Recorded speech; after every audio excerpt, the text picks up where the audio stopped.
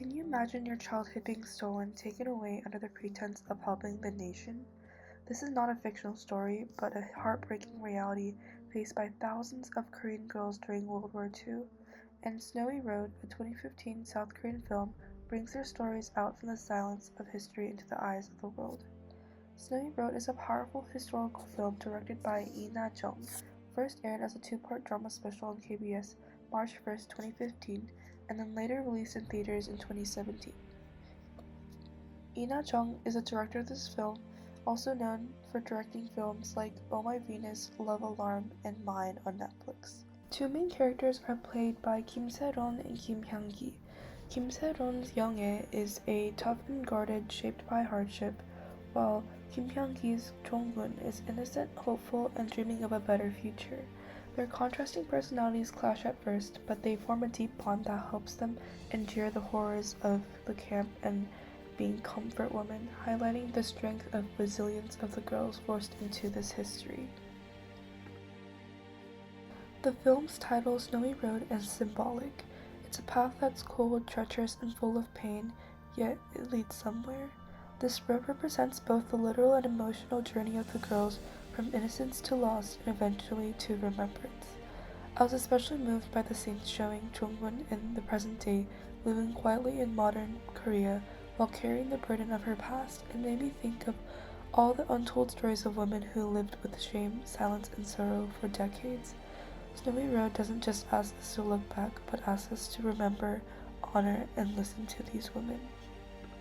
This movie is set during the final years of Japanese colonial rule over Korea, from 1910 to 1945.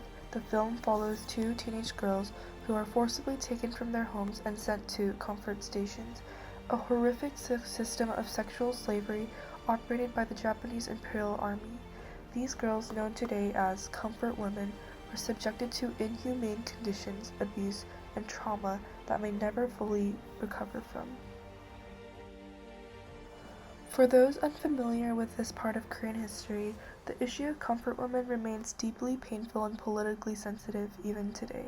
South Korea and Japan have engaged in decades-long disputes over formal apologies, historical recognition, and compensation for survivors.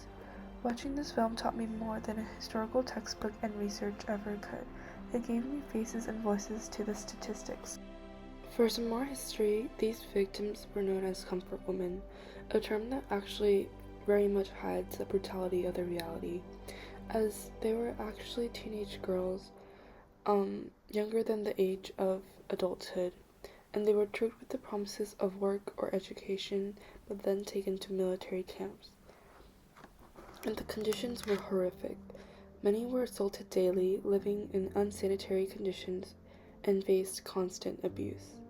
The survivors often stayed silent due to shame, social stigma, or fear, and the issue was largely ignored for decades. And it wasn't really until the 1990s that survivors began to speak out publicly and demand for justice. However, as you can see by this protest, there are many people who argued that Korean women taken by Japan during the Second World War had chosen to be prostitutes or had not suffered conditions as bad as they claimed to be. However, you can see by these student protests in Seoul that many people fought back against these allegations that were very unfair and not true, as shown by the many comfort women who have come forward, and even the studies that have been done to show that many of these women have suffered PTSD. An estimated 200,000 women from Korea, China, and the Philippines and other Asian countries were taken by the Japanese military as comfort women, yet for decades their stories were buried under national trauma, denial, and fear. Snowy Road is a cinematic act of resistance against forgetting. Snowy Road is a powerful and emotional film that sheds light on a painful part of Korean history, the story of comfort women. Through the eyes of two young girls, it doesn't just show their suffering, but also their strength, resilience, and humanity.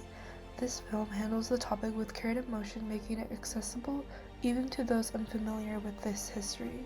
So I recommend watching it not only to learn about this part of history that's often overlooked and covered up, but to truly feel the impact these events had on real people.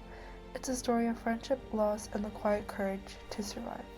Thank you for listening.